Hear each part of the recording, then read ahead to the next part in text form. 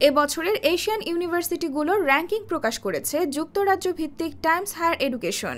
এতে জায়গা পেয়েছে ৩১টি দেশের মোট ৭৩৯টি বিশ্ববিদ্যালয়। তবে সেরার ৩০০-র মধ্যে জায়গা হয়নি বাংলাদেশের কোনো বিশ্ববিদ্যালয়ের।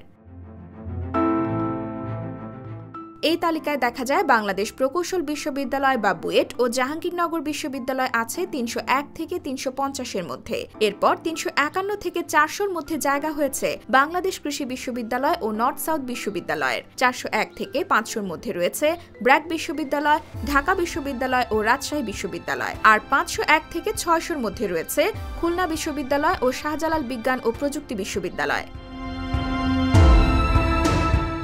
এছাড়া ওয়েবসাইটে বিশ্ববিদ্যালয় তালিকায় দেশের আরও ১২টি বিশ্ববিদ্যালয়ে জায়গা পেলেও তাদের র্যাঙ্কিং প্রকাশ করা হয়নি।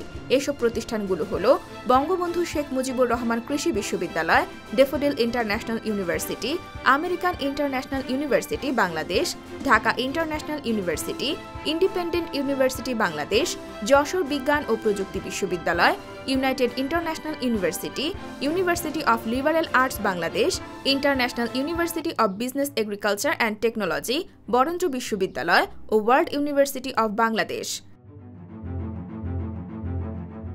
এবারের র্যাঙ্কিংয়ে এশিয়ার শীর্ষ বিশ্ববিদ্যালয়ের মধ্যে প্রথম ও দ্বিতীয় হয়েছে যথাক্রমে চীনের সিংহুয়া বিশ্ববিদ্যালয় ও পিকিং বিশ্ববিদ্যালয়, তৃতীয় হয়েছে সিঙ্গাপুরের জাতীয় বিশ্ববিদ্যালয়। এছাড়া সেরা ১০-এর মধ্যে চীনের ৫টি, সিঙ্গাপুর ও হংকংয়ের ২টি এবং জাপানের একটি বিশ্ববিদ্যালয় জায়গা পেয়েছে।